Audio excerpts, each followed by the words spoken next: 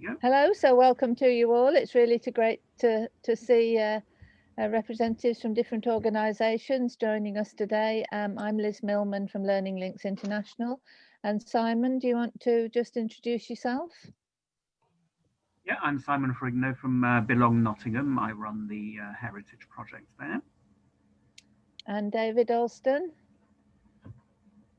I'm David Alston. I'm an historian based in the north of Scotland. Well, that's great. One of the reasons that I'm making sure that you know who my colleagues are is that we had a power cut the other night here in my part of the community in Australia. So if I suddenly disappear, you'll know why.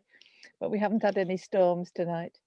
Okay, so it's good, and I'm very grateful that Simon's been so industrious over the last 12 weeks, organising the IT side of it and the Zoom side.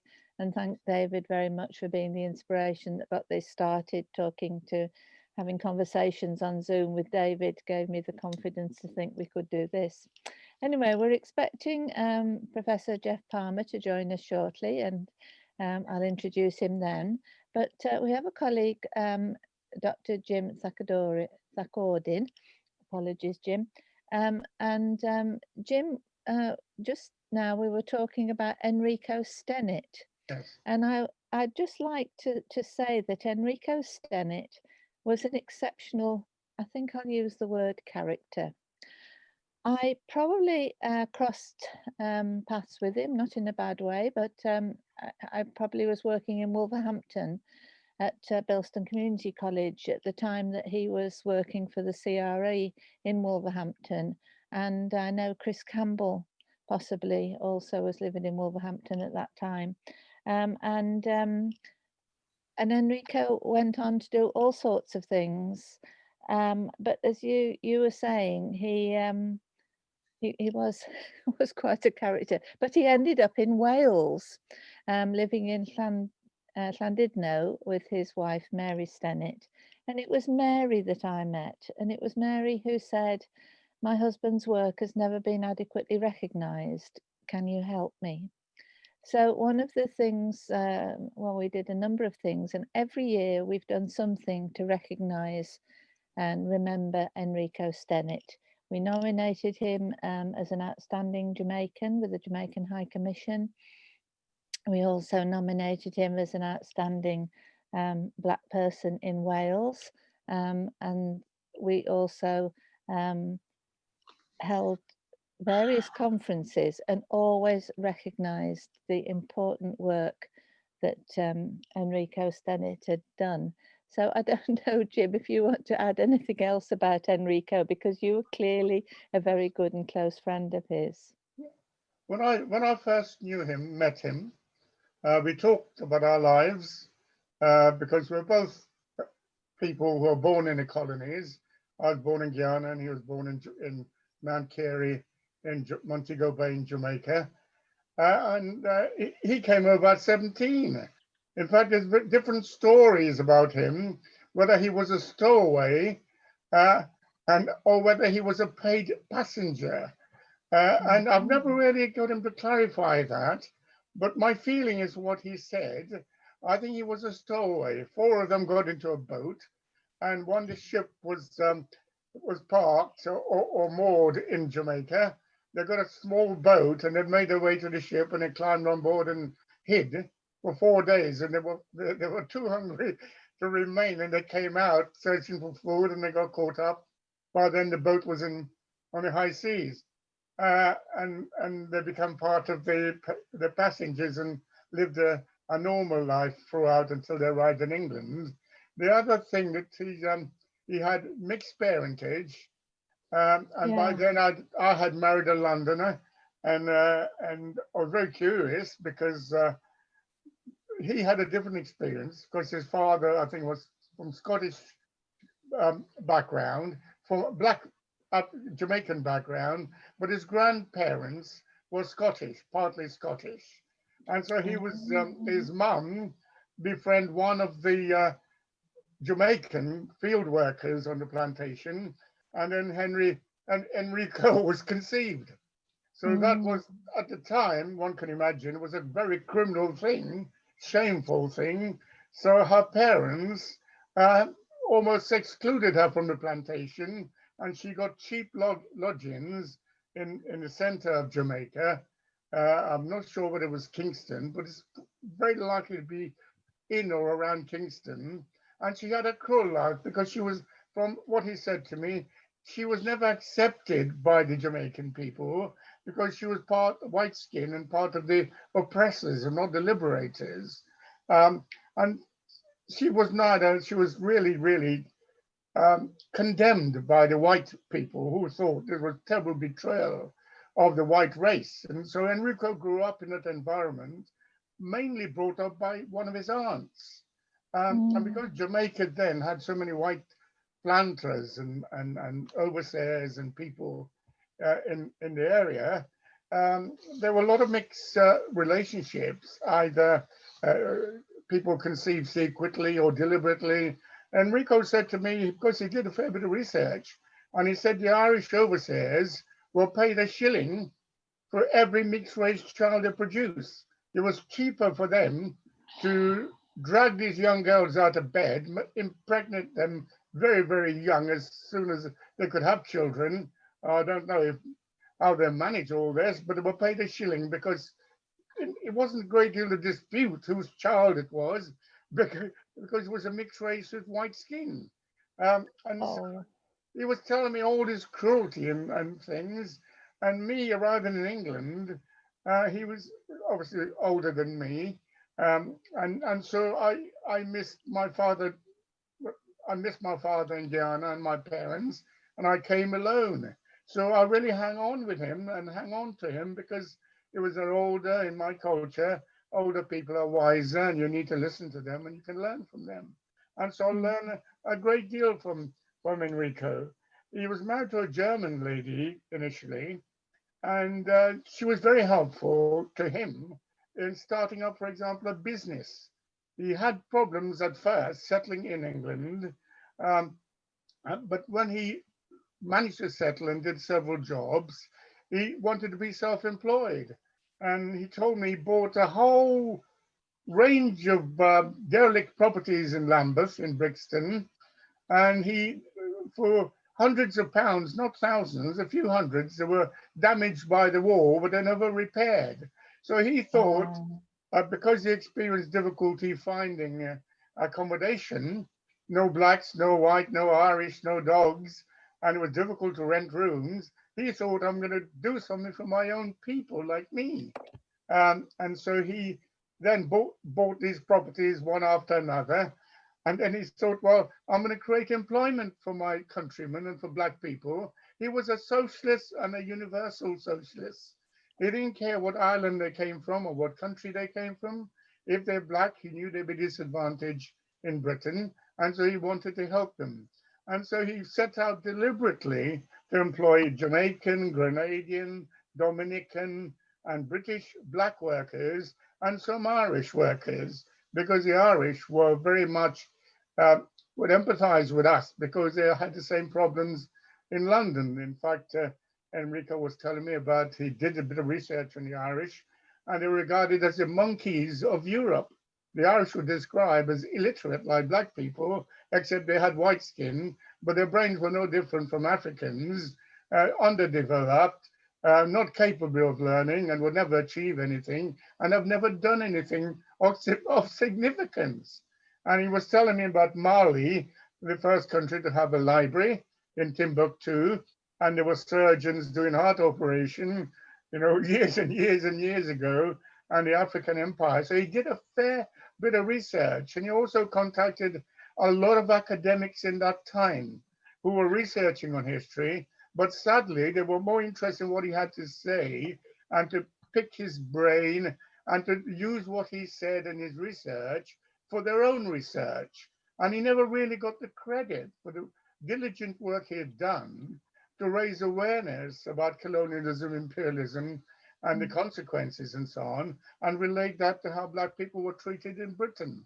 I knew he I think, Jim, thank you so much for really giving us a pen picture of Enrico Stennett and recognising the challenges he had, but the great strengths he had. And so maybe we'll pick up on this again, because I'd just like to welcome now. Thanks ever so much, Jim. No trouble. Thank Good. you very much indeed. Thank you. And good to know that you respected Enrico as an elder.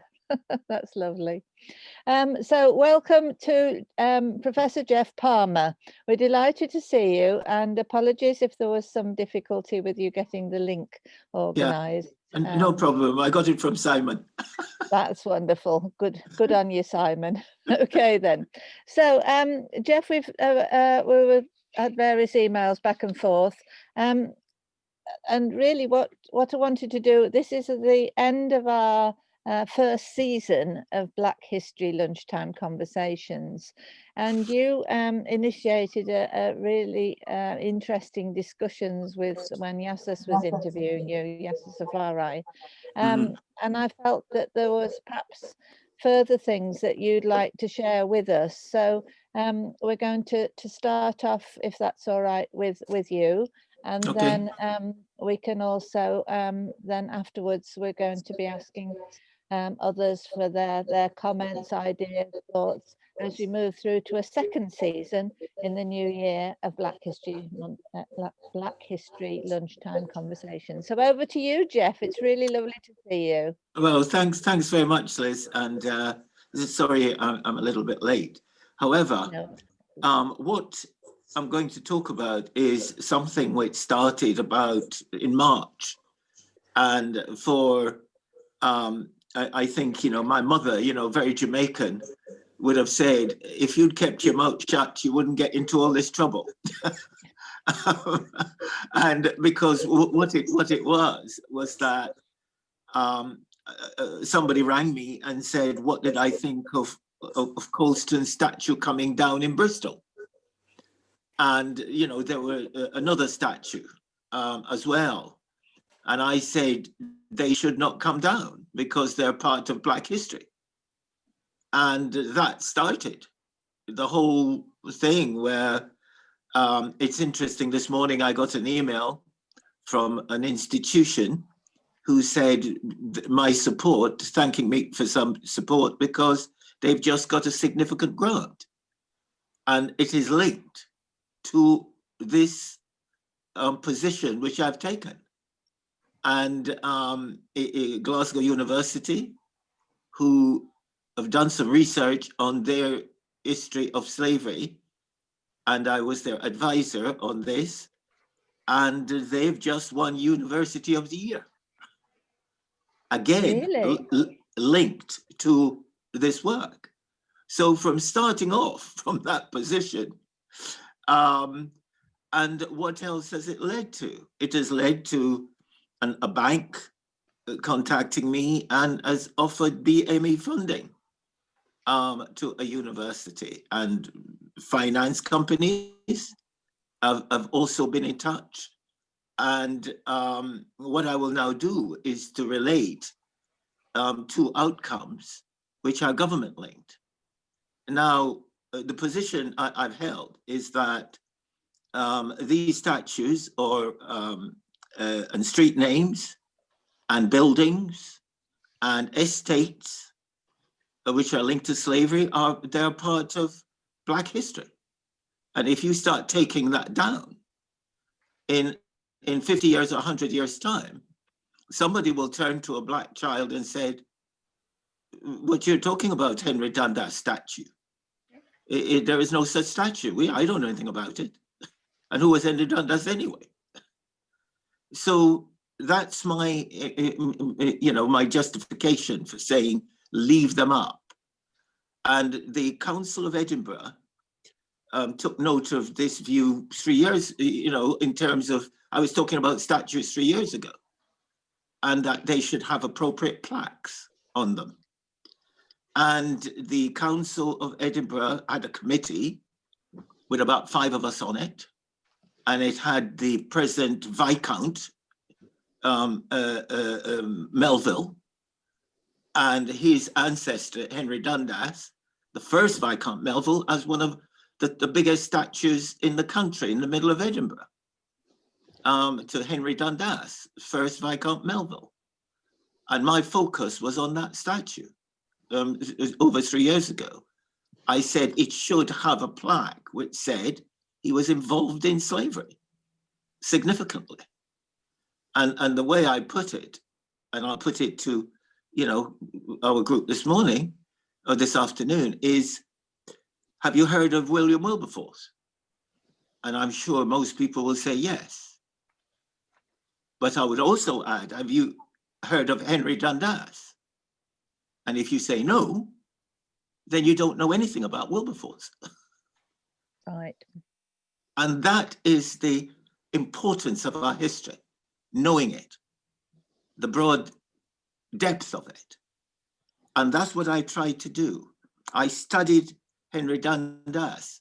I studied what he did.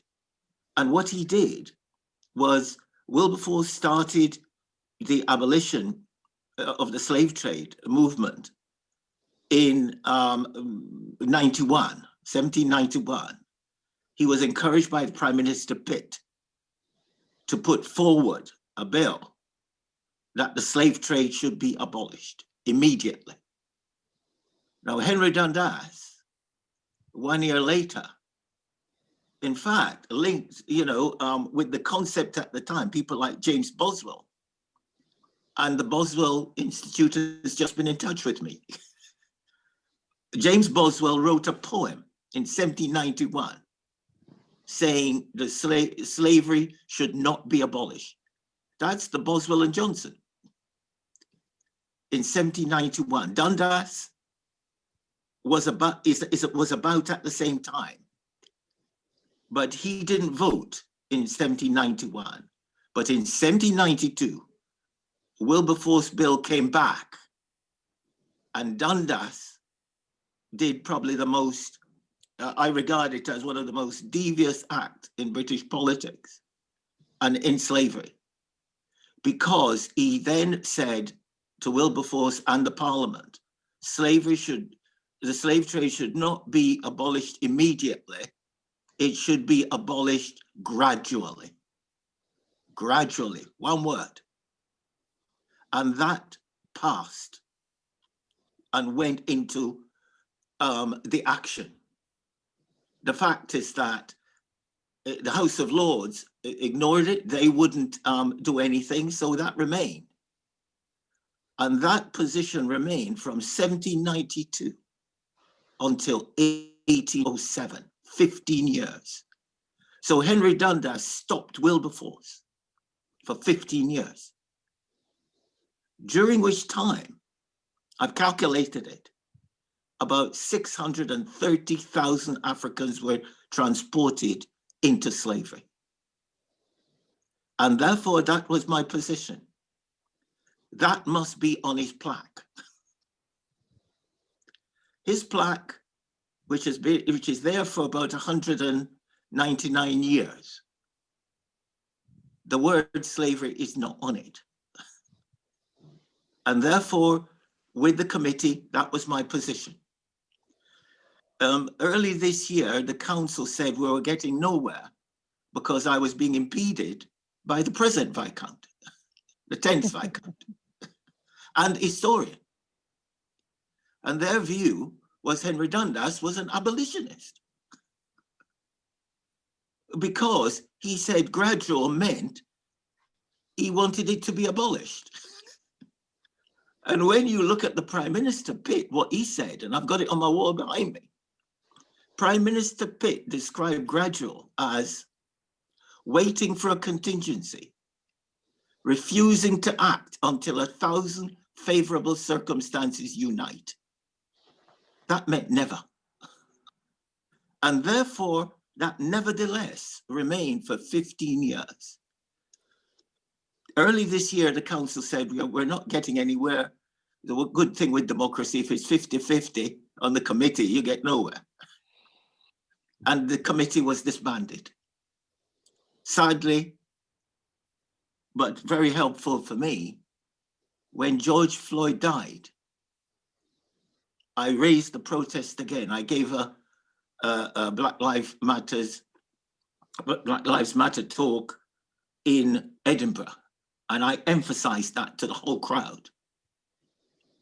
And the leader of the council the next day reconvened the committee without the Viscount and without the historian who was blocking it. And we came to a narrative in 5 days, which says Henry Dundas used the word gradual to delay the abolition of the slave trade and caused over 500,000 Africans to be transported into slavery. And that is on a temporary plaque at the moment next to the statue in the middle of Edinburgh.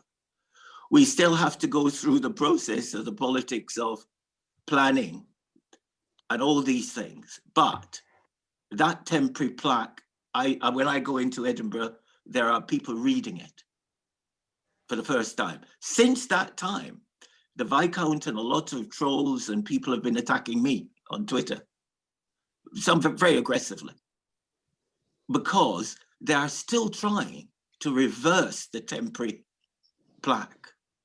Now that's activism. If we're going to do anything about changing the narrative about slavery, one of the frightening things is even 1 or 2 Black people have challenged me on the basis that Britain had slaves. So why are you making all this fuss about slaves in the Caribbean? And I had to point out to all these people, it's an insult to talk about somebody in servitude in Britain and compare it to chattel slavery in the Caribbean. Mm-hmm. And therefore, these are the things that one has to fight. But one of the outcomes of that is that the system, what I call business, the banks, institutions, I've listened to what I've said. And although I'm not a historian, and they've said that, they've said, don't listen to him, he's a brewer.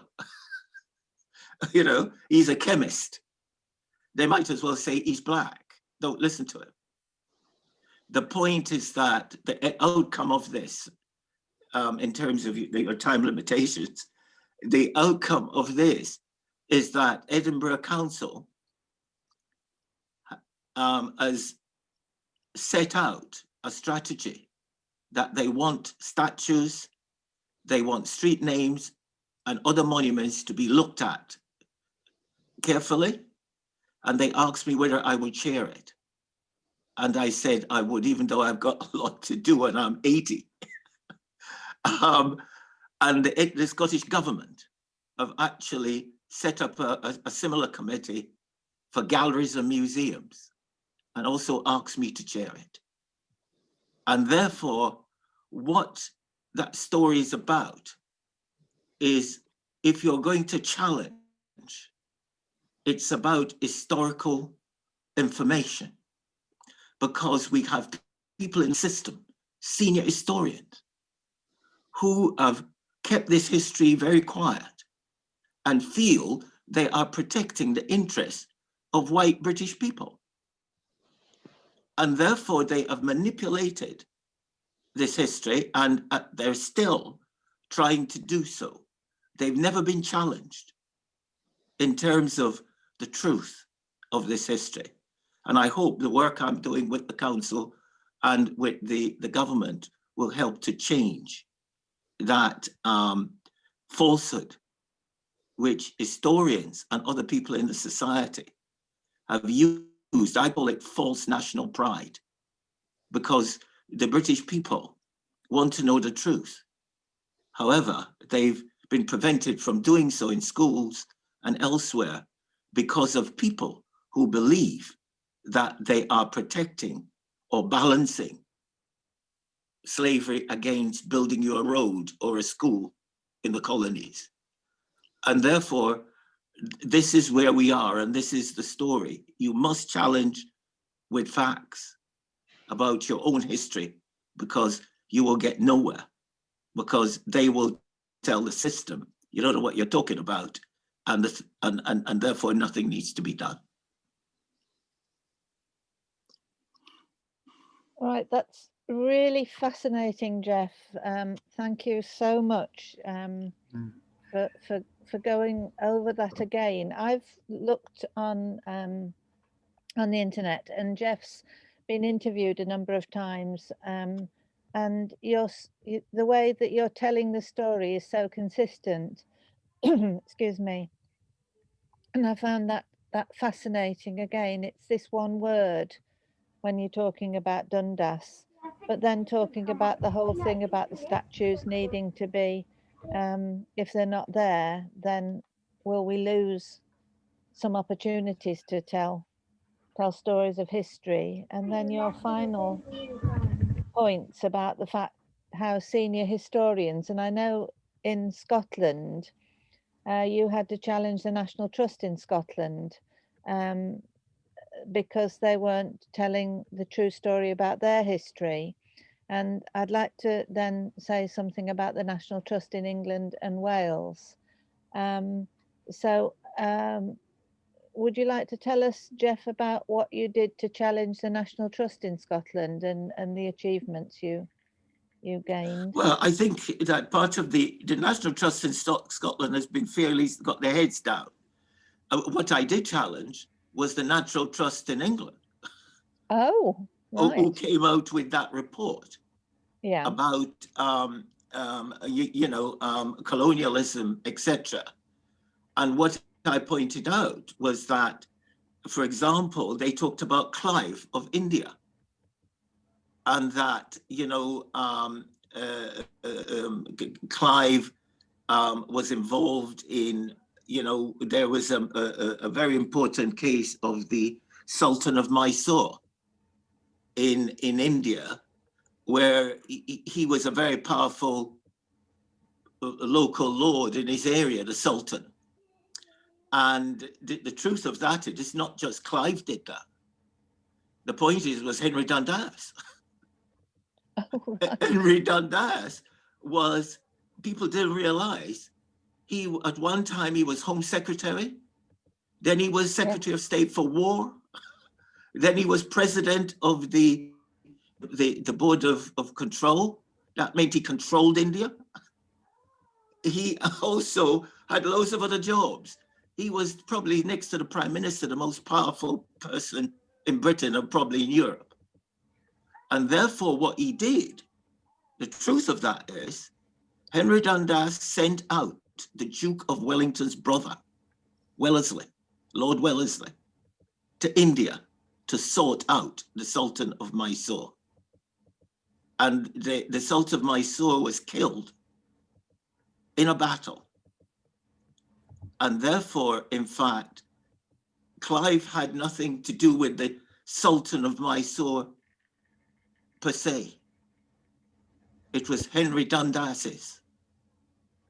Just like Henry Dundas transported through his governor, Lord Balcarres in Jamaica, they transported over 500 Maroons to Nova Scotia to end the Maroon contention in Jamaica. It was Dundas who did that. And therefore, knowing our history is sort of critical. Yes, there's so much more to do. And what you're talking about, senior historians, Sir Tom Devine, Yes. who is Scotland's senior historian, who was, we got on quite well, but I challenged Tom about his book, The Tobacco Lords, in the 70s. And he talked about tobacco lords. And I pointed out to him, I said, Tom, what about the people who pick the tobacco? And then he went around saying mea culpa. But he then wrote a book called The Scottish Nation. And the fact is that he left out Henry Dundas and his role in slavery.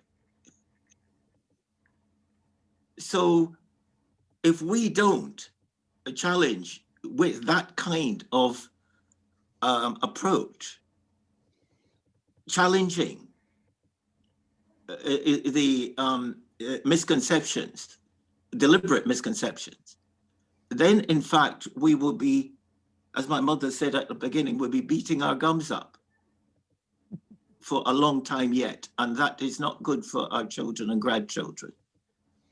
The truth of our history must be in the curriculum. It must be taught and it must be known, because that's the only way we're going to improve representation, equality in the country, so that we're a diverse society and we need diverse management to make our system efficient. Right. Well, I couldn't agree more with you. I really couldn't agree more. And it is fascinating, the points you're saying about, and I remember you telling me years ago that Tom Devine just didn't tell the story of Scotland's involvement in the slave trade, which is why David Alston's work is so important as well. David, I don't know if you want to come in. Yeah, thanks, Liz, and thanks, Geoff. I mean, I completely agree with what Geoff is saying about that need to challenge, because it still is a very common narrative in Scotland, a false narrative, that Scots were slaves too, and therefore there's some sort of equivalence between what happened within Scotland and chattel slavery, and there just isn't. I mean, fortunately, there are also some very strong academics who are challenging that. But it is particularly disappointing that Tom Devine, who is often referred to as the leading Scottish historian, has taken the stance that he has on Dundas. He also explicitly said that, talking about Scotland, said that Scotland should not apologise for slavery because it could open up claims to reparations. Well, yes, it would, but that seems to be not recognising the current implications of the past. I've just put up on chat, there's a documentary which would be available within the UK. I don't think it would be available outside, but it's still there, on the issue of Dundas's statue and everything that Geoff's done. I thought it was a good documentary. I don't know. I hope Geoff was happy with it, but it follows that right through to what Geoff's been talking about, the new interpretation. Can I just add that, I mean, one of the interesting things that happened since we first had this discussion with Geoff is another kind of issue. Somebody contacted me, somebody I hadn't been aware of, who came from the north of Scotland, made money in Jamaica, went back to London, and was in partnership with Milliken, whose statue has just been removed from London Docklands. Now, this man, whose name was James Dick, created an educational trust in the north of Scotland, which still exists. It has £1.75 million in capital, and it gives out grants every year to schools in the north of Scotland. And it's money which has directly come from slavery. And I'm hoping that's, it seems to me absolutely clear that that's money which should be benefiting schools in Jamaica, where the money came from originally.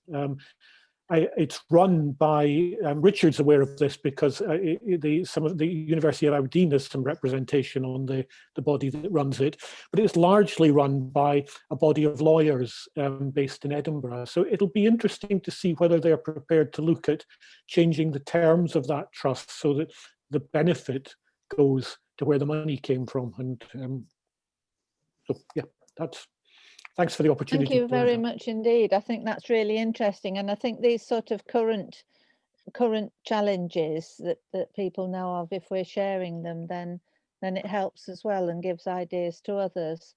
And Simon, you made a comment about Edmund Burke. Yeah, this is just something that struck me because when I was reading up recently on Edmund Burke, who I knew mostly through my work on cotton regarding the East India Company, and he was in that respect absolutely against the actions of the East India Company in India and spoke out against colonialism. Yet what I found out recently was that he also made the same argument about slavery in the Caribbean, that it should be phased out rather than abolished. So it seems that was possibly a common train of thought at the time. And Geoff, I don't know, you may not know more than I do about this, but it just I think the idea of the gradual was one way it was a fudge or a ruse Mm-hmm. in order to say, yes, we're going to abolish it, but not just yet. Yeah. And that got over that point. But when I looked at the list of people who voted for abolition in 1791, when Wilberforce first put it through, Burke is on that list. Mm-hmm. So again, you know, that Clarkson published a list of all the people in 1791 who voted with Wilberforce. And Pitt is on it, and Burke is on it, and you know, Whitbread is on it. And one of the fascinating things, it was, although I'm in brewing, as you know, I teach brewers. Mm-hmm. The Brewdog guys are my students. The point is that it was Whitbread who impeached Henry Dundas in 1806. Mm-hmm. And the slave trade was abolished the next year. Yeah. So again, we had people, but you're probably quite right that some people had views about the gradual, they voted. So it's like Pitt, people are suspicious of the Prime Minister because he was a great friend of Dundas. And, and therefore, how did Dundas get away with it with Pitt being so powerful? How fascinating, and how similar it is to some of the things that go on today in Parliament. Yes. And it also reminds me of that quote by, which bishop was it who said, "Save me from temptation, O Lord, but not now." Not just yet. Yeah, that's right. And therefore historians use that by, you know, Michael Fry or Tom Devine says, but Henry Dundas did put forward gradual, and he did say that slavery was terrible. They all said it. But you don't have to do what you say. Yeah. And that was the attitude of the time. Mm-hmm. And that was completely ignoring, yes, the human misery that was still continuing. Yes. They even quoted it. They even, if you look in Pitt's speech, Pitt actually said, his most famous speech in 1792. It's the longest speech ever made in Parliament, apparently.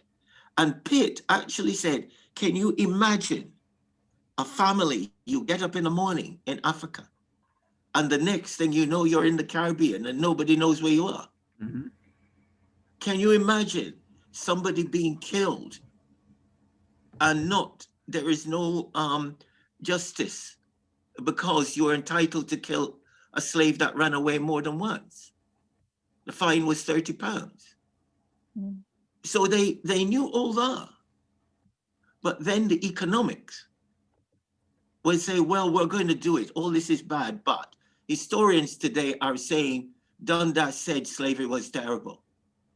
He ordered Balcarres to buy slaves to serve in San Domingo, Haiti.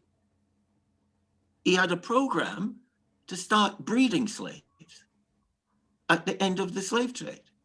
So you're self-producing. And people are saying he's an abolitionist and would want the plaque changed. Yes. There is certainly so much that we can follow up and learn. But, you know, we're using ourselves, I feel, as examples of people who are learning, people who aren't necessarily historians, although I know a lot of you are. But it's an opportunity for us to learn and reflect and to think of ways that we can help others to also understand. And really it's understanding some of the fine points, and you've just explained that so carefully, Geoff. I really appreciate that, and thank you very much indeed for your time today. Thank you. I'm going to ask now, because we've promised to give people a voice, and I'm sure there are others who'd like to ask questions with Geoff. But Albert, before you go, what was it that you wanted to share? Thanks, Geoff. Okay, thank you, Mrs. Elise, for giving me this opportunity. Last time, because I'm from Congo, it was about, Stanley, Henry Morton Stanley. That Yeah. was the questions. Even my brother, Luke Kengele spoke, about Stanley. Well, I went to Congo Central when I was 17, and traveling, so I saw what this guy did, in the Congo Central, how he linked, the railway, railway, and sometimes, I saw, the cannons, you see. So I was thinking, if really it was bad, how those people trusted him to do all the things? Just was the first question. Secondly, I was conceived when my mom became pregnant in Kinshasa. And because she was from Stanleyville, Kisangani, and my mom asked to go to travel when I was in the belly to give me a birth in Kisangani. So I said, if it was bad, how my city of birth bears its name? Because I was born in Kisangani for my Stanleyville. I'm not an historian, so the one who trained me is Simon Ferrigno. I would have been an engineer because of, the problem. I was a refugee. I would not get my degree. But this guy, trained me, and I was on net making my own investigations because he showed me how to do it. And I found somebody called Edmund Morel. But I have to check. But this is the guy who saw, the killing that happened. Mrs. Elise, when you got a bad allies, King Leopold II was very bad and ruthless. They said that there were thousands of Germans, but I know Germany changed all the axes. Countries like Germany, Italy, Japan, they become very good, especially number one, Germany. The lady who's ruling Germany, Mrs. Angela Merkel, she's the best lady, the best of the world. But Belgium, excuse me, they are very bad, very bad, very bad. Those people, people who influence, Stanley to do all these things, because Stanley, it was, what they say, yearning for success. It was yearning of success, you see.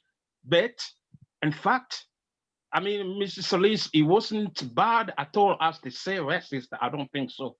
This is what I have to say because Edmund Morel, who saw the killing, he was French and British, a member for Parliament in Dundee. I think it was a Scottish, another side. So he died, and the last time was a Congolese who lives in London went to put flowers in the graves. Was was a minister, Julian Chakuja. When I saw because of him, Edmund Morel, they knew, even the queen knew about the killing, and they was denied to be buried beside of Dr. David Livingstone.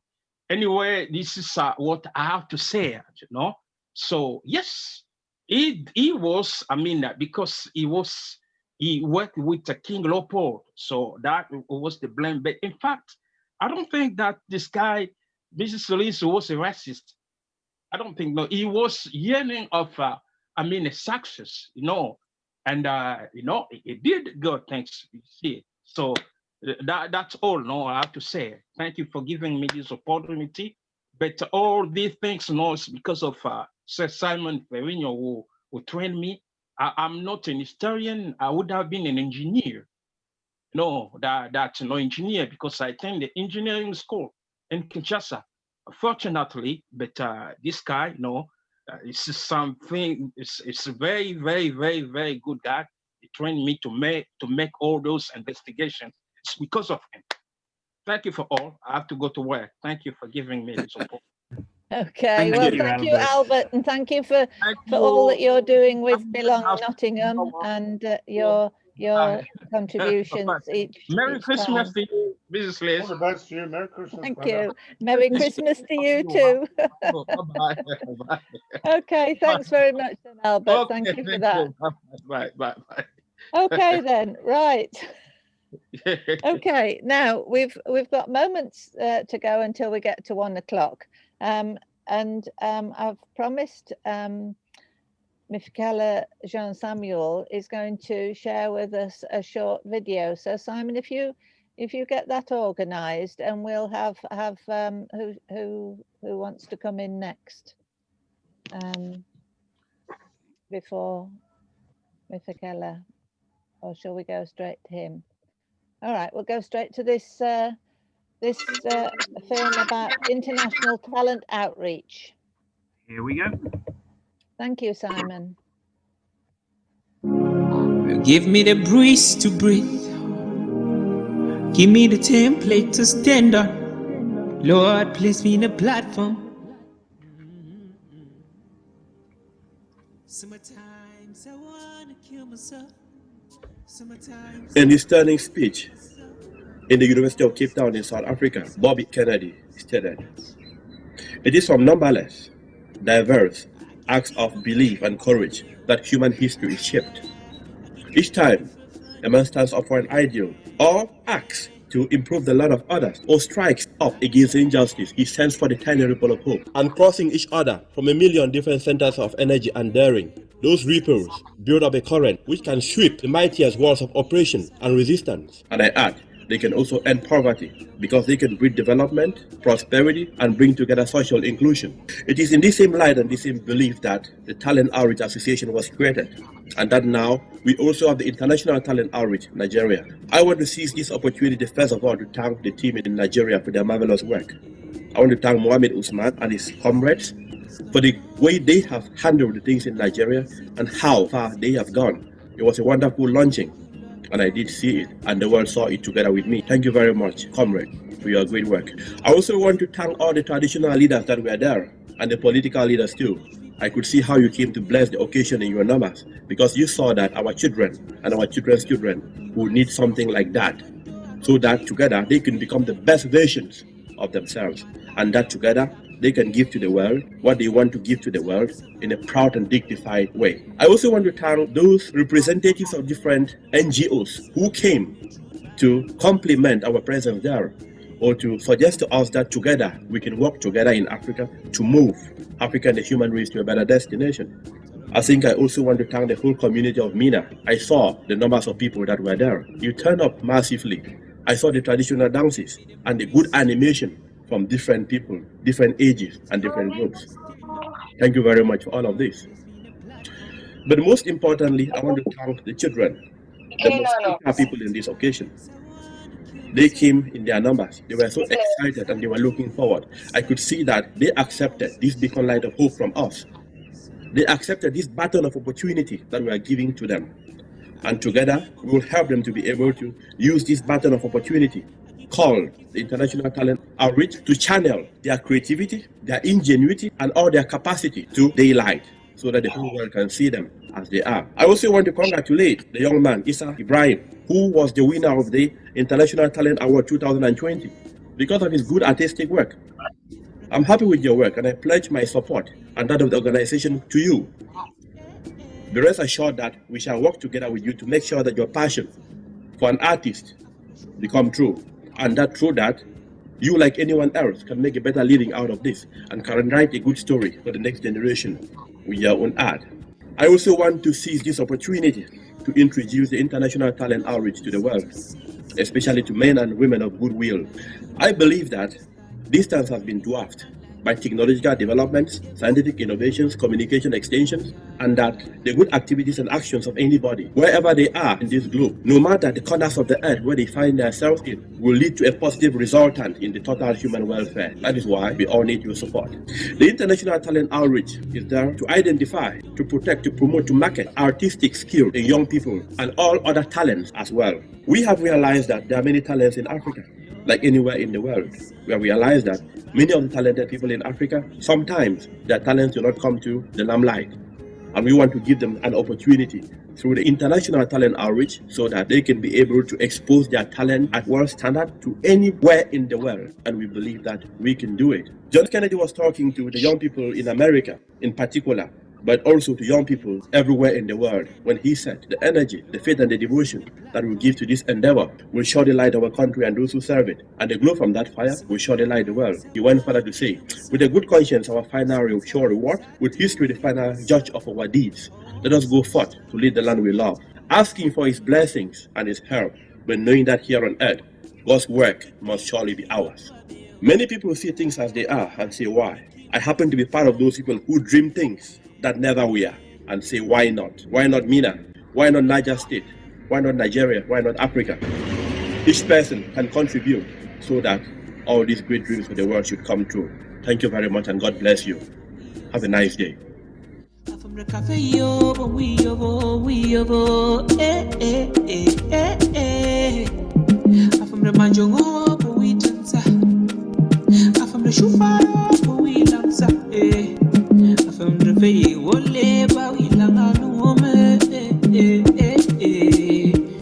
It's not easy, it's not easy.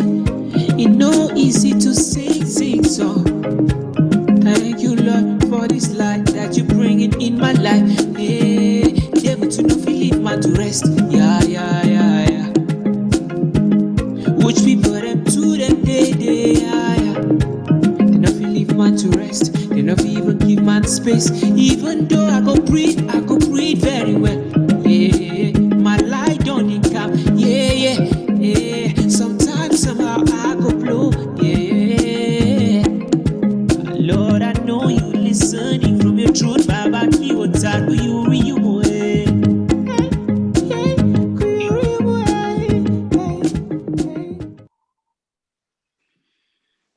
Well, thank you so much. Thank you. That was fascinating, Mifikela, to hear about International Talent Outreach. And it was great that you were able to join us at the beginning of our sessions and share with us your paintings. That was wonderful for, I think, 4 or 5 weeks. Thank you. Thank you very much indeed for that. And what we're looking forward to now is hearing from you when you're in Nigeria and when you're in the Congo. If you're able to join us, we'd be delighted. But if not, when you get back, please come and share with us and tell us about what you've been able to do. Is there anything else you wanted to add? Well, just a bit. I think even though the video is very short, it has a summary of the result there through of the International Talent Outreach. It's an initiative which we hashed like some 10 years ago, but we've been having difficulties to propel it. But luckily this time, the people in Nigeria have really taken responsibility and they have done what other countries are not yet doing, because we have a branch in Cameroon and South Sudan. But the main melting position would be Nigeria. And as you already heard, the aim of the International Talent Outreach is to identify, develop, and promote talents in young Africans in particular, and to help them to be confident of what they can create or what they can imagine and give to the world, so that they also find a good space in the world to do their own things and not only think that good things come from somewhere else or that they are not fit enough to operate at international or world-class standard. I know these things because I was a victim of this kind of thinking for a long time. I didn't have the confidence to show my art to the world because I knew that until you come from Italy or from the United States, until you are Leonardo da Vinci or his cousin or Matisse or or Picasso, then maybe the world cannot actually have respect for your art, or you cannot tell a good story. But day by day, I've been able to fight this insecurity, and I'm doing very well now as an artist. So I think I'm also obligated, if I should consider myself successful, to make other African talented people, because I know many of them who are far talented than I am. Where I am today is not really because I am the most talented African. No, it's simply because I was able to harness the necessary strength and confidence and faith to propel my small talent with and to be where I am today. So I am morally obligated to also draw my fellow young Africans together with me so that we can face the world with confidence and with pride. And we can also show the world what we have and expect that anybody who comes should appreciate it depending on how we want. I don't want my talents to be judged or valued by someone else different. I want to tell them the value of my talent because I alone am the source of my creativity. And that is how any other artist operates. But we, the African artists, sometimes we shy away from this truth and we wait for people to come and applaud for what we have before we start seeing meaning in it. So, yeah, when I go to the Congo to meet the African young people and to Nigeria, I'll be happy to share with all of us what is happening. And hopefully, together, we can treat Africa and the world, everyone else fairly, so that the future is corrected. The wrongs of the past should be corrected when it concerns racial issues in every aspect of life. I can just talk more as an artist because that is where my domain is. But writers will write, poets would write, singers will sing, and an artist like me will paint the true image of Africa with pride and dignity, hoping that the world would be able to accept it as they accept that of anyone else from any other place. So that's the little I have to say today. And I thank all of us for always being part of these meetings. And I regret that I was not able to join in the last two sessions because of other things too that I needed to do. But in spirit, I'm always with you. And I thank you, Lee, so much for this initiative. It's given me a lot of courage and confidence, and other people as well. It's so good to know that there are many people scattered around the world with the interest of moving Africa and the Black man forward for the sake of fairness and justice for all. All right, thank you very much. Thank you very much indeed. Thank you. That's brilliant. Thank you. And please, you know, if it's appropriate, pass on our good wishes. I was glad I was able to do a little video for you. Maybe that was helpful to at the launch. And we want to hear, and we'd love to see some examples if you're able to share some examples of the young people's work when you're back. And thank you very much indeed. I should be able to do that. I will do that in the Congo and when you're in Nigeria as well. Now I'm going to say, Professor Sati, I'm going to ask you to have an opportunity now because I see your signal's been quite strong. Okay. Well, thank you very much, Liz. Thank you very much, Geoff, and the other presenters. I have really enjoyed myself today. Thank you. Starting with Geoff, I must commend him for this presentation because it really has put better perspective on my understanding of the abolition. We had been reading in the books that these persons are abolitionists, these persons are abolitionists, but he has really brought out the issues very clearly by reading in between the lines and studying the roles of each person that had participated in the slavery debate. And that just reminds me of another aspect of the slavery debate between Philip Cotton and Joseph Inikori, and it was called the numbers game. And the numbers game was about how many slaves were involved. Philip Cotton said 9.6 million people were involved, and Inikori said, no, the numbers are far more higher, that the number is about 15 million. And indeed, he said Cotton's sources, that Cotton was very dubious with the use of sources, and that he was very, very economical with the truth. So this kind of thing you are saying about Henry Dundas is exactly the same thing that Inikori said about Cotton. And that means that historians sometimes suppress evidence because they want to portray a particular kind of history. Why did Inikori go to the length he went? Why are you going to the length you are going?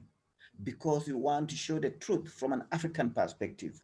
Those guys have something to hide because they want to run away from reparations. And it's quite unfortunate because their activities were documented.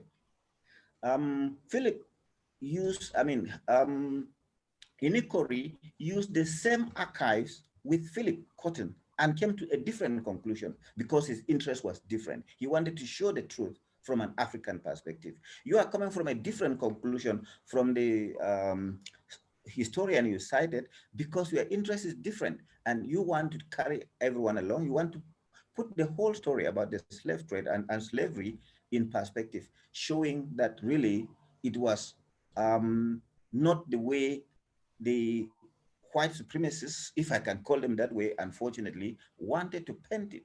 So really what you have done about Henry Dundas is really, really interesting. And of course, it will add a lot of knowledge to those of us from this side who would otherwise never have known about, have known so much about Henry Dundas and his gradual abolition. And the gradual abolition actually is like the debate about colonialism in Nigeria.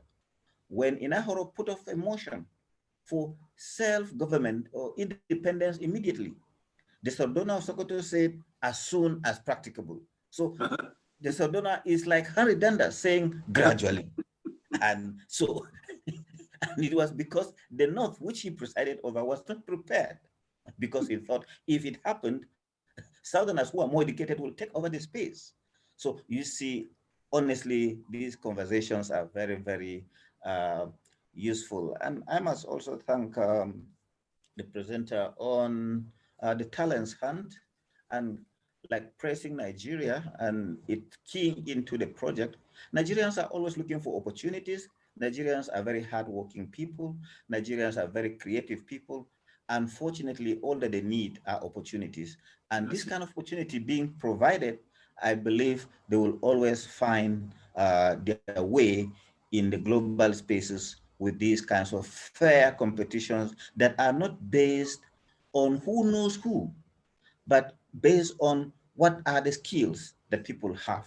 So I am enjoying myself with these conversations. Thank you very much. Okay, Thank you. well, thank you. That was brilliant, and I think it's so fascinating because if we're to teach history well to our children in the curriculum, we've got to teach the teachers first, and the people who teach the teachers are you people in the universities.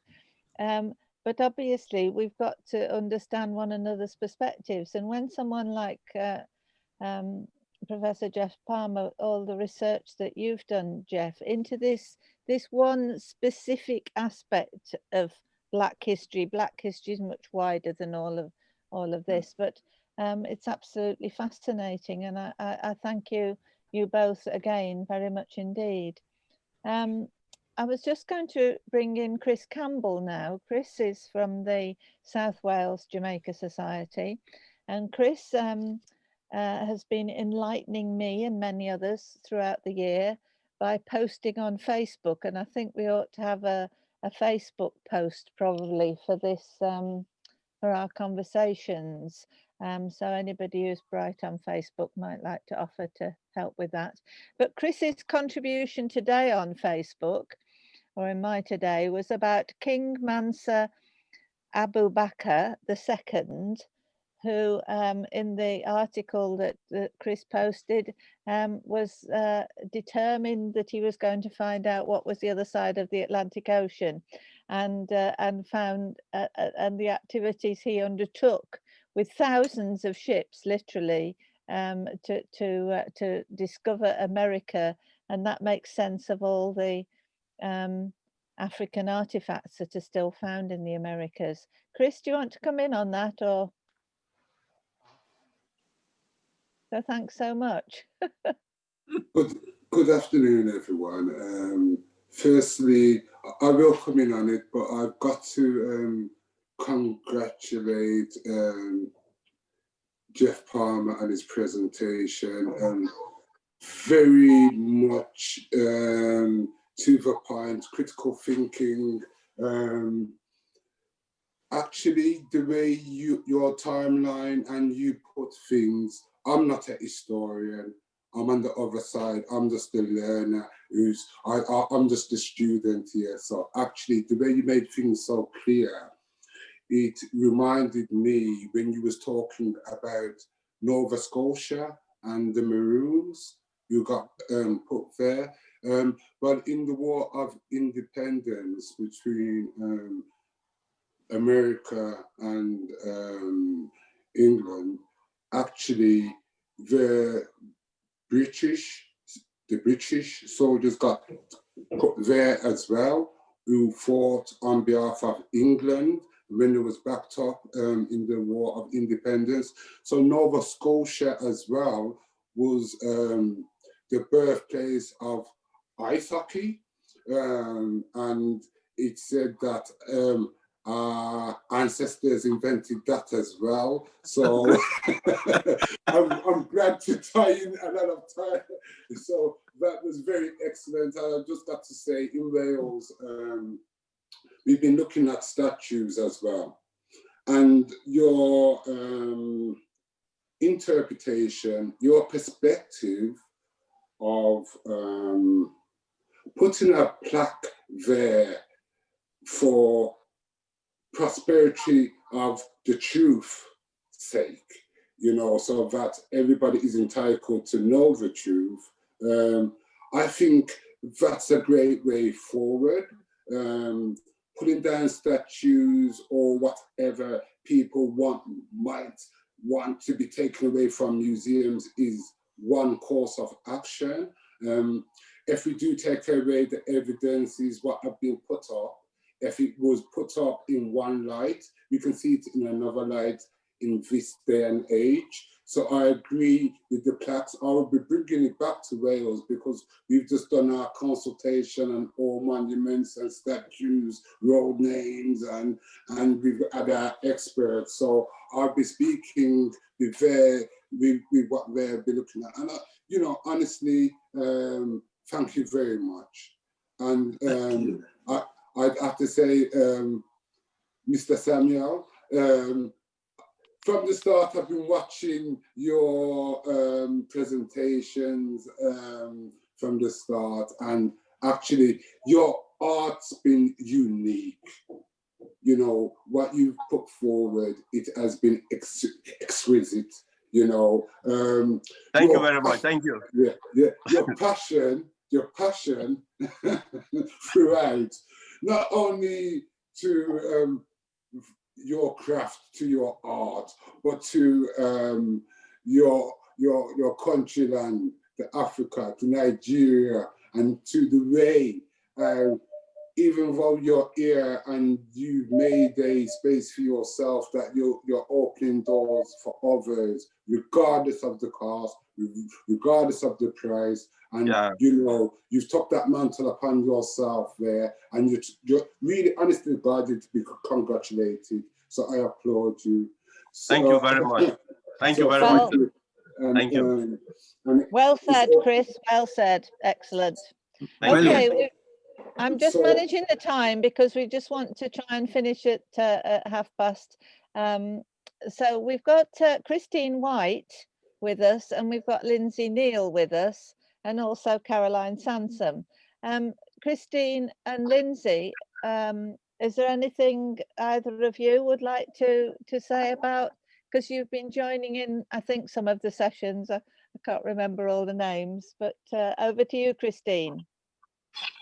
Hi everyone. No, just thank you so much for organising these. I've really learned a lot from all of you, and I like the way it brings together the history with all this kind of contemporary work that you're doing. And I work at the University of Glasgow, which Geoff mentions in his talk, and I'm a lecturer in global history. I work in the history of Sierra Leone and the history of slavery and its abolition. And so I know Geoff a little bit, and yeah. Thank you. Hi, Geoff. Hi. Yeah, I just think this has been a really, really nice initiative, and so I've sort of been lurking every now and then in the background. But thank you so much for doing it all. Thank you for sharing. That's okay. Well, Christine, it's great to have you lurking in the background. This is perfectly all right because we know people are at work and what have you.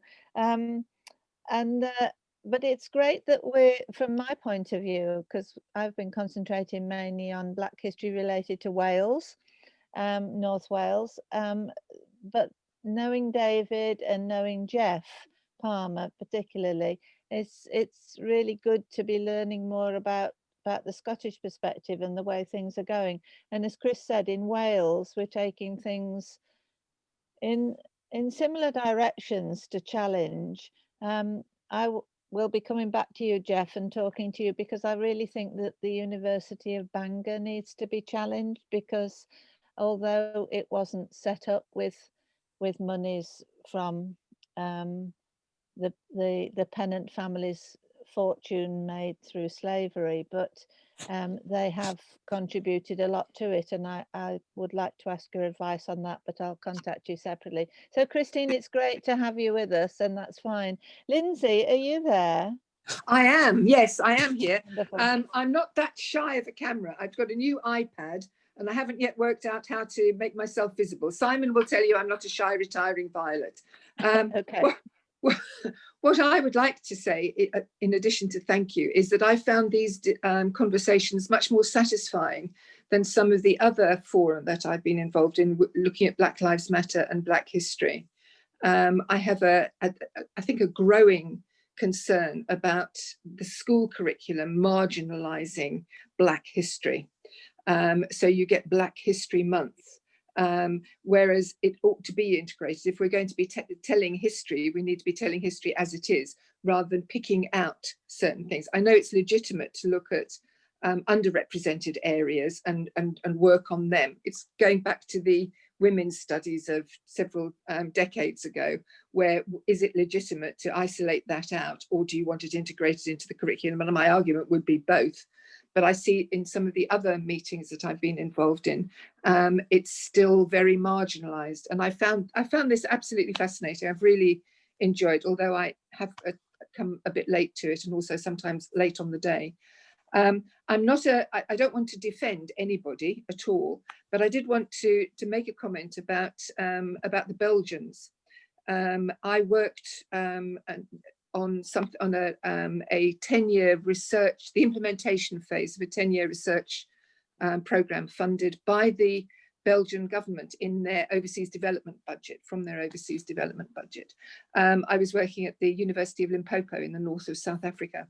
And that was VLIR program, and they were rolling these things out in a number of different African countries, maybe out of guilt, I have no idea what, but they were significantly and substantially funded for a full 10-year period.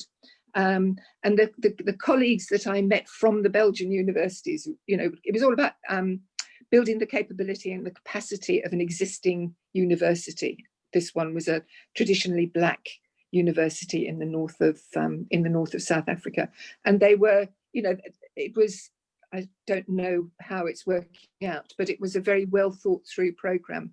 It isn't a compensation for some of the bad things that people have done, but there are examples of where even the Belgian government has done something, is doing something in a number of the countries that they've, abused, as we know and we've been hearing in detail. But it's not an apology for anything. It's just saying that there are some examples of serious investment and commitment to improving situations, and a lot of it will be undoing bad stuff that the government had previously done. Well, thank you very much, Lindsay. And I think that really brings the point in that we shouldn't just be looking at the Eurocentric aspect of Britain's shared history with Africa and the Caribbean and other parts of the world that were colonialized. It's important to also think of other European countries too, and I think that's fascinating. Thank you very much for that, Lindsay. Caroline, is there anything? Caroline is my colleague from Learning Links International, who fits in joining all the different sessions that I've been involved in. So Caroline, it's good to have you here again and looking festive. I'm glad you got the tree in the background. I haven't got any festive things here. So thank you. Thank you very much indeed. Is there anything you want to add? Because Caroline has been watching closely to see what the National Trust is doing in Wales. The National Trust in England and Wales have produced this long document, haven't they? And I've noticed on my news feeds in the last couple of days that I think it's the Daily Mail or the Daily Mirror, a fighting Daily Mail, fighting back. It's the point you were making, Geoff, about being challenged, that there are challenges, that the National Trust is going too far. I don't know if there's anything you want to add, Caroline. We're working with Race Council Cymru. There's a film which, Liz, I think you've watched with Audrey West. Who's working closely with them at Penrhyn Castle. Yes, and it's the Colonial Countryside programme that's being particularly criticised, and yet this is a wonderful and innovative programme that the National Trust in England and Wales brought together a number of specialist advisors, and yet the article in the was criticising, that it's cronies being brought in and not respecting their specific expertise. So it was quite interesting to compare that with the comments you made, Geoff, and we just have to work together. In fact, there was I think it was some academics from Leicester had written a letter, and it was sent to me, and I edited it. Oh, well done. Because it was too nice. Oh, good. We need elders like you, Geoff, who can advise us. and one of the phrases I made up, which is now used by a gallery, I said, if you remove the evidence, you remove the deed. Yes. And therefore, that to me is it in a nutshell. Yeah. You remove the evidence, you remove the deed. And there are some people who've now realized they'd rather have the statues down. Because basically they don't want this history so that anybody can walk past it and read it. And my concept is, at the end of the day, we're one humanity, nothing less. Yeah. Nothing less. Yeah. Thank you for that. Now I have good wishes from various people, and one of those people is Yasser Safari, and one of his sayings is, we are one humanity. And so he'll be joining us in the new year as well when we're doing further sessions. Gwyneth, I'm delighted to see that you've managed to join us. Gwyneth hasn't been too good, and I know you're going to take a back seat now, but please join us and just listen, and you'll hear the various conversations. So that's great. Thanks very much. And Richard, is there anything that you... All right. Okay, that's fine, Gwyneth. And Richard, is there anything you want to add to the sessions? No, simply to say that I think it's been 4 months that I've been in Scotland, and about 3 months since I've been unable to engage in these conversations, and it's really great having this community and having people being brought together. And I think especially this year, just seeing the level of public discourse and seeing that in different locations. And I think we see that there is a lot of pushback. I was preview at Leicester, where Corinne Fowler works and leads the Countryside project. There's a particularly awful article in the Telegraph that's worth reading just so far to see the level of opposition. Corinne is in the English department, so I think Geoff will see similarities. She's discredited because she's not a historian, as if that has any bearing on what constitutes good work. But the repetition of this language is quite telling. The project, the Colonial Countryside, the author says, is something that looks like it should be up for a funding cut. Well, that's a project to take school children into National Trust projects. So if you want to cancel that before Christmas, you know, but that is sort of the level of when you look at what these people are saying.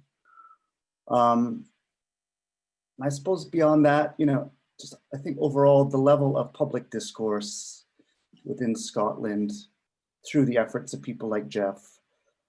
I came here from Cornwall, which is where my mother's from.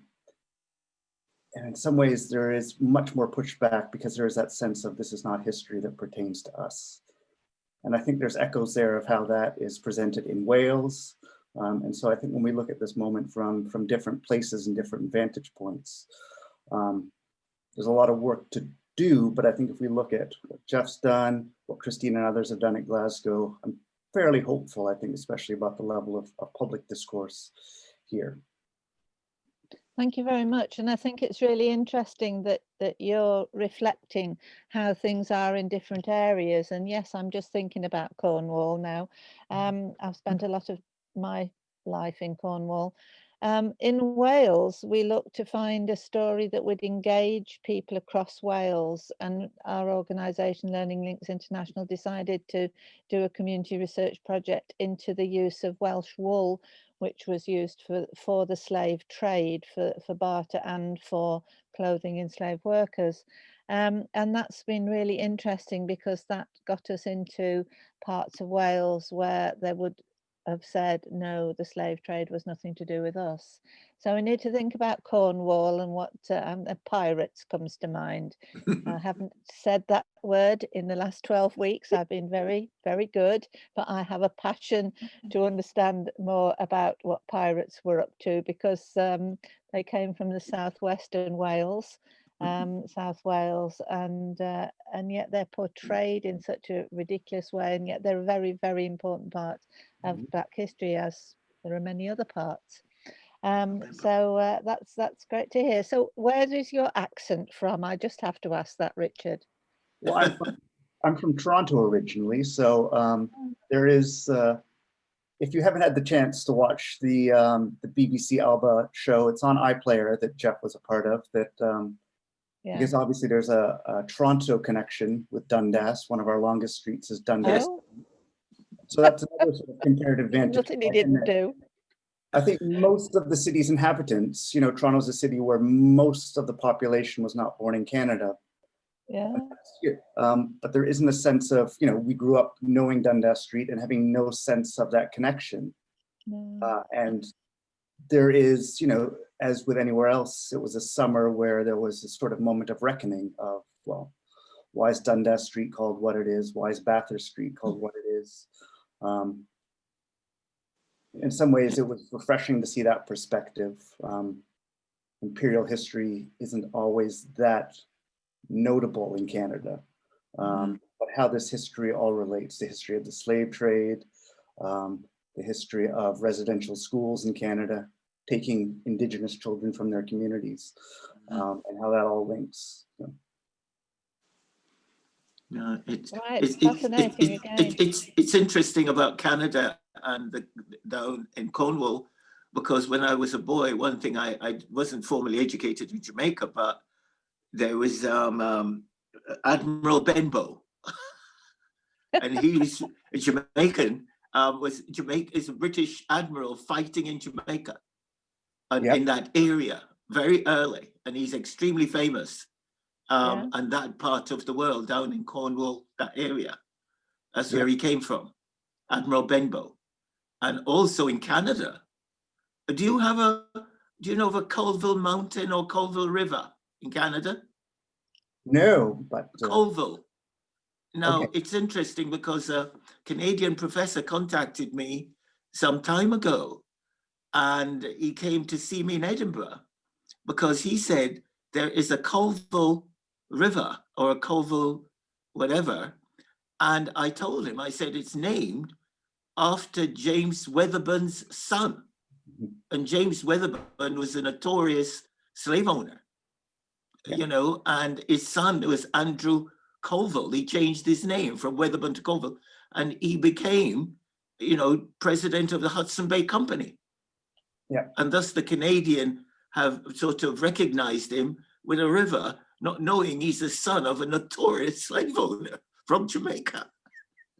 Yep. Wow. So again, that history, our history needs looking at, and it needs looking at from that sort of perspective because of something I did and mentioned Andrew Colville, that he linked it with Canada. And Andrew Colville is Robert Wedderburn's brother, half brother. And Robert Wedderburn is a national Black hero now. Yeah, you know, and I think there is that element of, you know, if you look around and say, why is this named what it's named after? And it sort of goes unrecognized for decades. But then we're in this moment of why is this, you know, why in 21st century Canada, when we look at the legacies of where these names came from and who's it tied to and for whatever reasons. Yeah. Oh, thank you. Because this changes people's attitudes. I can tell you when I go in my local supermarket, I have lots of people who've seen the videos, seen these discussions. It has changed their views. Yeah, yeah. And I think that's fantastic that you're actually recognizing that and that that's happening. Oh, yeah. I met a lovely man on 2 days ago, Liz, and he was very colonial looking, beautifully dressed, you know, very pale. And he came up to me in the supermarket and he said, I was born in the Congo. He's white. Oh, white. Right. And he said, young man, he said, I was born in the Congo. And what I now appreciate, how could we have behaved in that way? And it's taken till now for him to think this, but... Yes, and he's about 75, 80. Yeah. In my local supermarket. Yeah. And he's recognizing you as a young man, Geoff. I'd like that. Well, this is it. I didn't tell him I was probably older than he was. You've weathered well. Right, now Simon has just had to disappear off for a moment or two, and he's left the recording on, so we can just carry on chatting as long as we like, but I can't ask him to switch the recording off. He will when he comes back. So right, anybody else who wants to come in on anything? Jim, thought you might. Yes, I you know, this man, Professor Geoff Palmer, is a real international asset. He is that. Is a human encyclopedia. I've learned so much from these few sessions. And he mentioned Jamaicans in Nova Scotia.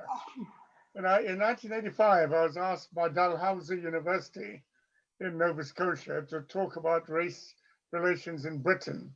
And when I arrived, they put me up at a hotel. And the very first night, I thought Canada as being totally white, and I probably wouldn't see another black face during my time in Nova Scotia.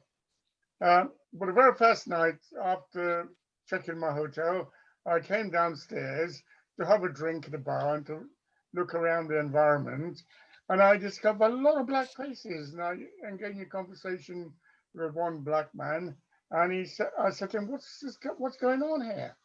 And he said, "We got a conference." He said, of black people talking about race relations, and we're preparing ourselves to ask some questions at the conference tomorrow at Dalhousie University, because it's a subject that Canadians are in denial on.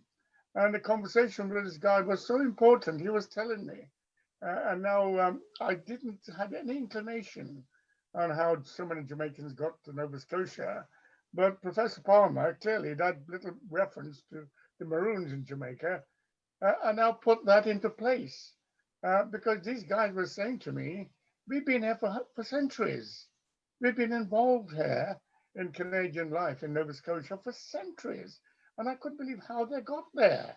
And so that's very important. And a friend of mine who invited me to this event, Donald Spelster, got in touch with me recently and said, "You wrote a book, Jim, and I want a copy of it, post a copy to me."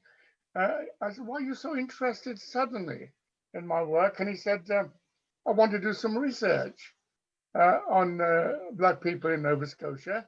And so I now will get in touch with him. I'll send him a copy of my book. And from what Professor Geoff Palmer has said. I mean, I hope Donald knows. I think he's not a professor, but he's a historian, and his family roots are in Europe. And so I'll tell him about Professor Palmer, and I hope they can make a connection, because he's a white guy, by doing some research on Black people and the settlement in Nova Scotia. And I was also talking to another colleague from Ireland, and he was saying to me that my parents came over to Ireland. I don't know how, whether they were slaves or whether they were indentured people or how they got there, but he was mixed race. And so we talked about the Wales and Scotland and England, of course, in the slavery period.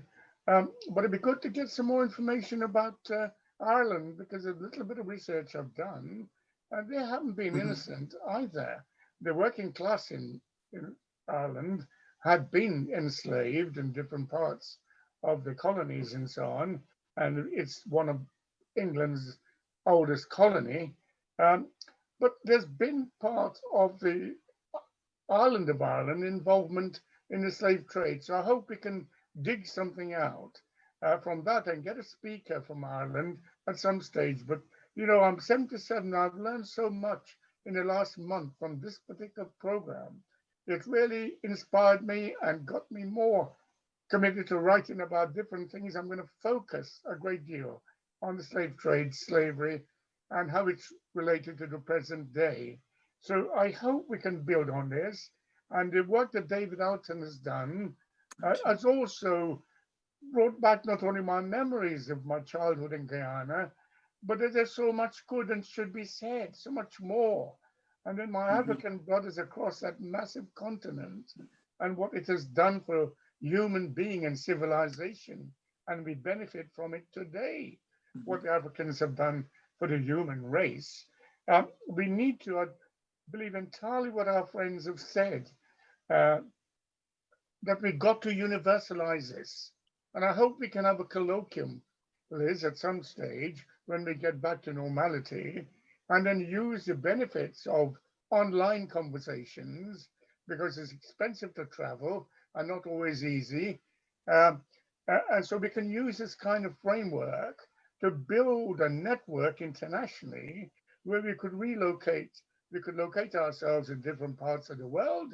I wouldn't mind traveling to Nigeria, traveling to the Congo, traveling to Wales and different places to learn a bit more and to look at some artifacts and some sites in these countries that will reinforce the kind of work we're doing as historians. But I must say, Professor Palmer, you know, I hope you live to year 200, to 200, because you, my brother, you got so much to teach the human race of Britain and the world. I looked at some of your publication. I'm going to buy some of your publication after Christmas and go into it in detail. But the work you have done, you know, is commendable. And we got to, I don't know how you remember all these names, but you know, you are such a pivotal stage in this Black Lives Matter issues, and link it up from where we're coming from and where we are with this Black Lives Matter. And I wonder, is any way I can support the work you're doing? I hope my granddaughter will make contact with you. So far, she hasn't, because she's been having a difficult time with the lockdown and working from home and so on. But please keep yourself in good health, my brother. Thank you. That's very motivating. And we need to access that as long as you're able to provide it for us. But Liz, the work you've done, the work that Simon has done is marvelous. You know, I'm learning all the time, and I would really miss this. I hope we can continue in some way or another, and hope we can build on it, because it's important for my children, my grandchildren, and my great-grandchildren, if the world still survives, because we have to preface this now with climate change and all the threats to our world. But we need to share what we can, knowledge of history. It's been so important. I'm so grateful for what I've learned over the last 4 or 5 weeks. Thank you. Thank you very much. Yeah. Just a quickie, the fact about Ireland, I was at one time the Guinness consultant. And when I went to Ireland, I was speaking to some Irish people there. And and there was a visitor from Martinique. I think it's Martinique, that has to be checked. But he said that that their national like Independence Day is St. Patrick's Day. Yes. Yes. Because the Irish were in Martinique, Yes. or Guadeloupe, Martinique, I think. And therefore, I thought it was, I smiled and I said, and you see the perception of the slaves. They revolted when the Irish were having St. Patrick's Day. It's perfect. I just love it, and I just thank all of you for being involved, and for my new friends. It's really great, absolutely wonderful. So, out of the lot of you, who's got a link in Ireland? Because I have struggled. I thought I'd got somebody who would have been perfect to join in with us. I can try and develop that, Liz. I'll try and see if I can make contact. Please, I'd be grateful. And I don't mind if it's Northern Ireland or. It's from Queen's University. This colleague works at Queen's University. That's great. Okay, right. That would be really great, because one of the things that's fascinating is to bring people from. I'll come to you, Chris. Bring people from different countries. And Professor Satie, your support for our Sheep to Sugar project last year was amazing, and this year it's been really lovely to have your contribution too. So so it's good to have this wider perspective. I really appreciate it. Chris, you wanted to come in. I just wanted to say about Ireland, not really the slave trade, but more like the historical part is that, you know, we've got the Twa people who inhabited Ireland many a generation.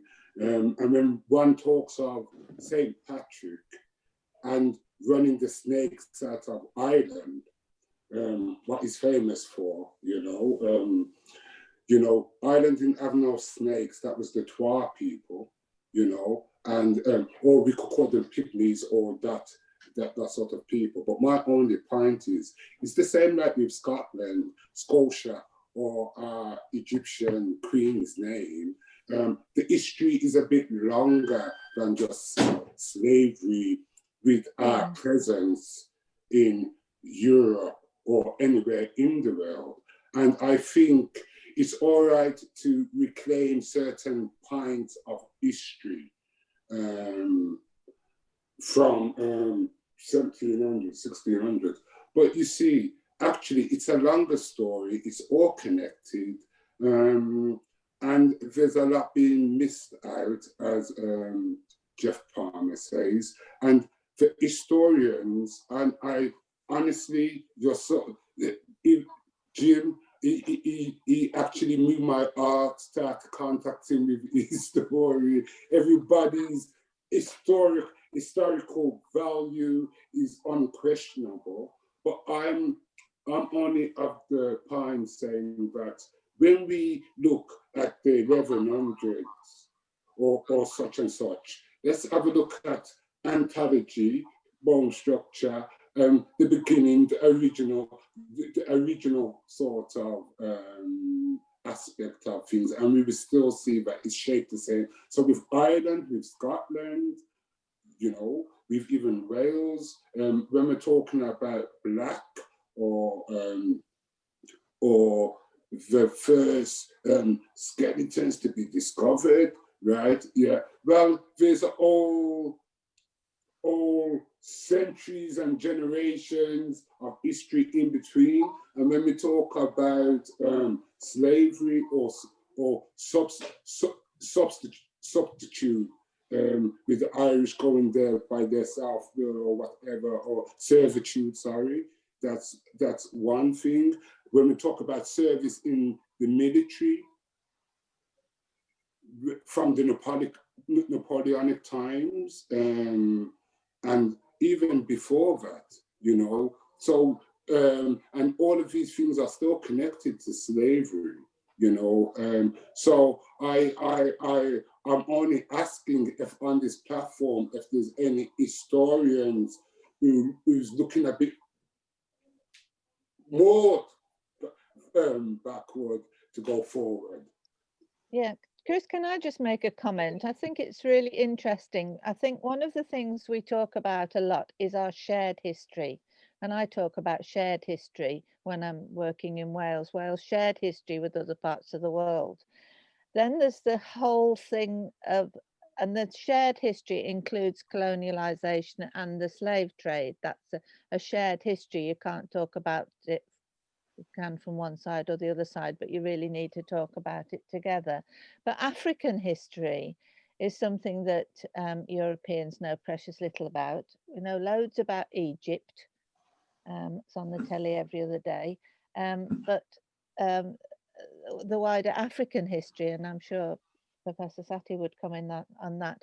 But then it's your own history of your own country, and understanding how your country is, and how the people who are living currently in your country or have lived in your country in the past, to understand that history and where they came from. And the point about, you know, all these Jamaicans in Nova Scotia, you have to understand a bit more about world history. So there's really so many aspects, Chris, and thank you for bringing that point up. But I can see that Richard switched his mic on so that he could respond. So over to you, Richard. And then we're going to have to switch off in about 5 minutes because Simon's got another meeting. Yeah, I've got a call. The importance of that, and I think Chris' point about extending the history beyond the history of slavery and the